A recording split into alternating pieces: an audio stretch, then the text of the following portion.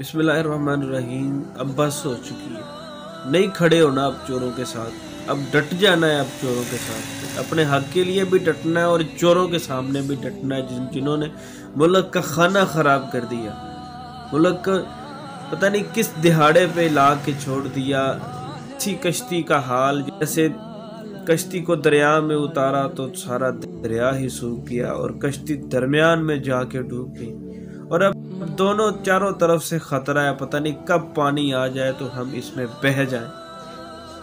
ہماری ماں بہنوں کو آٹے کے لیے ذلیل کیا جا رہا ہے یار۔ آٹے کی لائنوں میں لگی ہوئی یہ عورتیں، ٹرکوں کے نیچے سے گزرتی ہوئی یہ عورتیں، یار دل دکھتا ہے، خدا کی قسم لعنت بھیجنے کو جی کرتا ہے ایسی گورنمنٹ کے اوپر اور ایسے گورنمنٹ کے لوگوں کی پالیسی کے اوپر۔